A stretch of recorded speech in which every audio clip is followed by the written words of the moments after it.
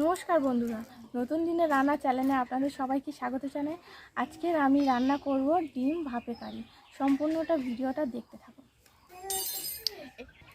প্রথমে আমি ডিমগুলোকে ভেঙে নেব।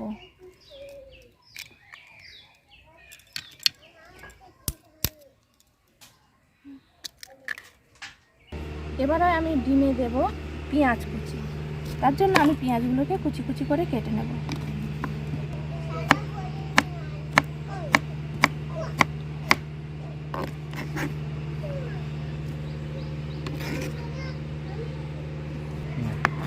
এবার দিয়ে দেব লঙ্কা কুচি,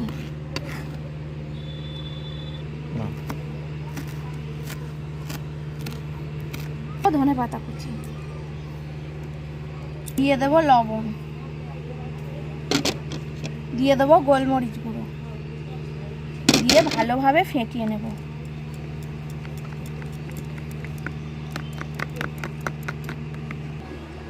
কড়াই বসিয়ে আমি জল গরম করে নিয়েছি। ততক্ষণ আমি ডিমটা ভাপানোর জন্য রেডি করে নেব। ডিমটা ভাপানোর জন্য আমি নিয়ে নিয়েছি এখানে একটা স্টিলের টিফিন বক্স। এবার আমি এতে একটু তেল মিশিয়ে নেব।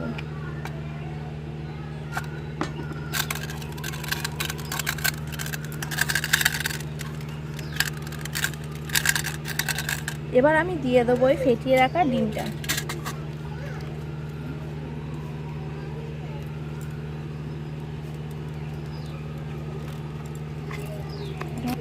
একটু হলুদ দিলে ডিমটা ভাপানোর জন্য জল আমার গরম হয়ে গিয়েছে। এবার আমি ওতে বসিয়ে দেবো একটা স্ট্যান্ড আর দিয়ে দেবো এই টিফিন বক্সটা। ডিমটা আমার ভাপানো হয়ে গিয়েছে। এবার আমি এটাকে লাভিয়ে নেব।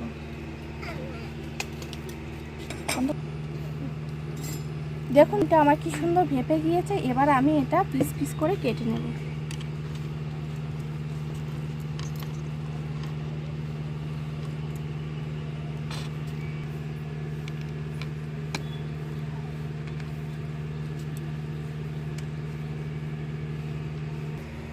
আবার কড়াই বসিয়ে কড়া গরম করে নিয়েছি। এবার আমি দিয়ে দেবো তেল।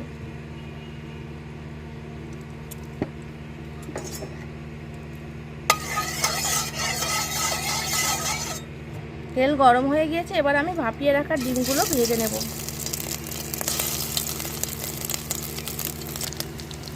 ডিমগুলো ভালোভাবে লাল লাল করে ভেজে নিতে হবে।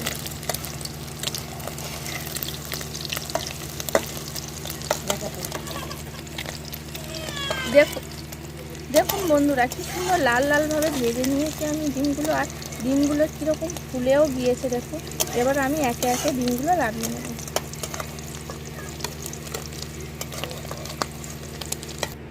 ওই তেলে দিয়ে দেবো আগে থেকে কেটে রাখা আলু, দিয়ে আমি একটু ভেজে নেব।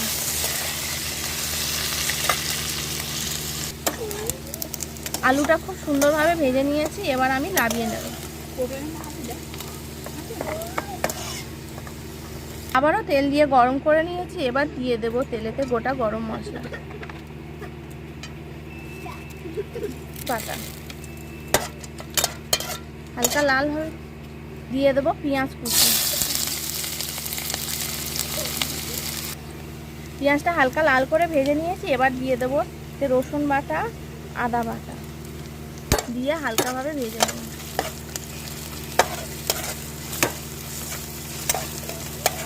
দিয়ে দেবো আদা রসুন ভাজা হয়ে গিয়েছে। এবার ওতে আমি দিয়ে দেব লবণ, হলুদ, লঙ্কা গুঁড়ো, দেবো কাশ্মীরি লঙ্কার গুঁড়ো, জিরে গুঁড়ো, ধনে গুঁড়ো, দিয়ে আমি ভালোভাবে কষিয়ে নেব।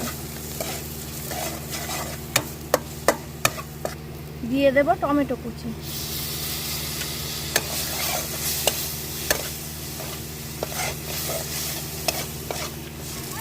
অল্প পরিমাণে আমি জল দিয়ে মশলাটাকে ভালোভাবে কষিয়ে নেব।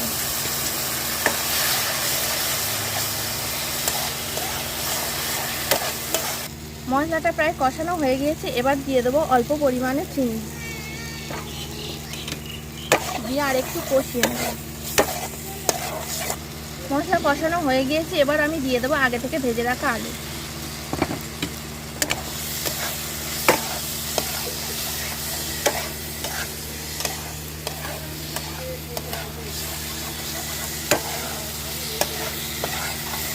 আলু দিয়েও কষানো হয়ে গিয়েছে, এবার আমি দিয়ে দেবো একটু জল।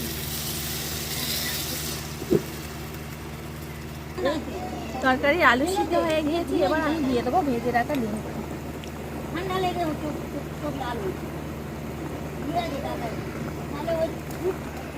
এবার আমি দিয়ে দেবো ধনেপাতা ও কাঁচা লঙ্কা কুচি।